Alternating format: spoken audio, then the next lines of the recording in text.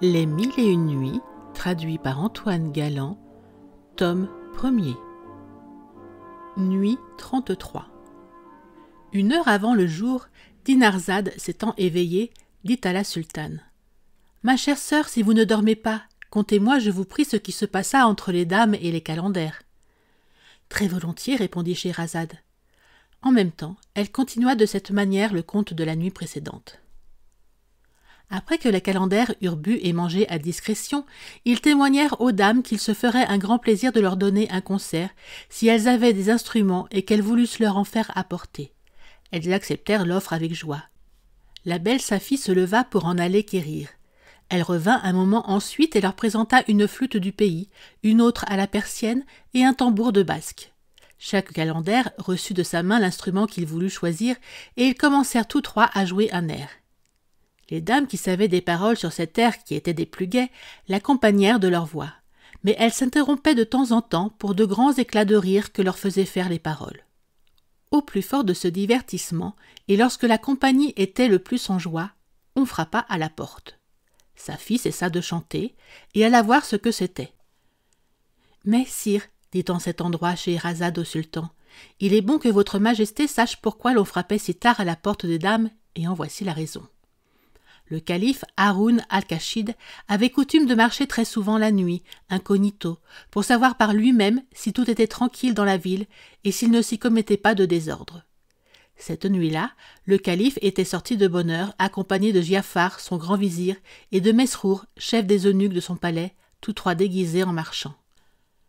En passant par la rue des Trois Dames, ce prince, entendant le son des instruments et des voix, et le bruit des éclats de rire, dit au vizir : « Allez, frappez à la porte de cette maison où l'on fait tant de bruit.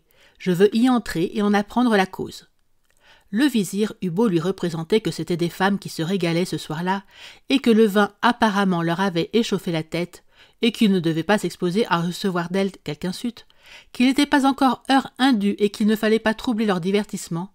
« Il n'importe, repartit le calife, frappez, je vous l'ordonne. » C'était donc le grand vizir Giafar qui avait frappé à la porte des dames par ordre du calife, qui ne voulait pas être connu.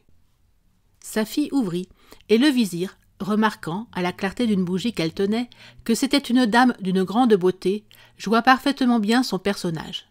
Il lui fit une profonde révérence et lui dit d'un air respectueux : « Madame, nous sommes 3 marchands de Moussoul, arrivés depuis environ 10 jours avec de riches marchandises que nous avons en magasin dans un khan, où nous avons pris logement.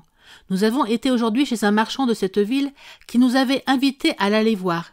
Il nous a régalés d'une collation, et comme le vin nous avait mis de belle humeur, il a fait venir une troupe de danseuses. Il était déjà nuit, et dans le temps que l'on jouait des instruments, que les danseuses dansaient et que la compagnie faisait grand bruit, le guet a passé et s'est fait ouvrir. Quelques-uns de la compagnie ont été arrêtés. Pour nous, nous avons été assez heureux pour nous sauver par-dessus une muraille. Mais, ajouta le vizir, comme nous sommes étrangers et avec cela un peu pris de vin, nous craignons de rencontrer une autre escouade du guet, ou la même, avant que d'arriver à notre khan, qui est éloigné d'ici. Nous arriverions même inutilement, car la porte est fermée et ne sera ouverte que demain matin, quelque chose qu'il puisse arriver. C'est pourquoi, madame, ayant ouï en passant des instruments et des voix, nous avons jugé que l'on n'était pas encore retiré chez vous, et nous avons pris la liberté de frapper pour vous supplier de nous donner retraite jusqu'au jour. Si nous vous paraissons dignes de prendre part à votre divertissement, nous tâcherons d'y contribuer en ce que nous pourrons, pour réparer l'interruption que nous y avons causée. Sinon, faites-nous seulement la grâce de souffrir que nous passions la nuit à couvert sous votre vestibule. » Pendant ce discours de Giafar, la belle Safie eut le temps d'examiner ce vizir et les 2 personnes qu'il disait marchands comme lui, et jugeant à leur physionomie que ce n'étaient pas des gens du commun, elle leur dit qu'elle n'était pas la maîtresse, et que s'ils voulaient se donner un moment de patience, elle reviendrait leur apporter la réponse. Safie alla faire ce rapport à ses sœurs, qui balancèrent quelque temps sur le parti qu'elles devaient prendre.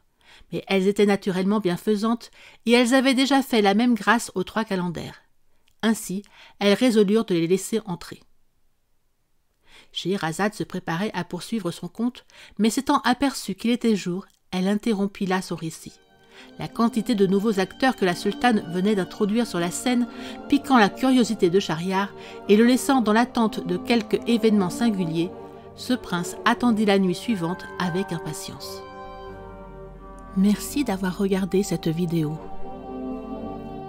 Afin de me soutenir, n'oubliez pas de liker la vidéo en cliquant sur le pouce et abonnez-vous à la chaîne, c'est gratuit.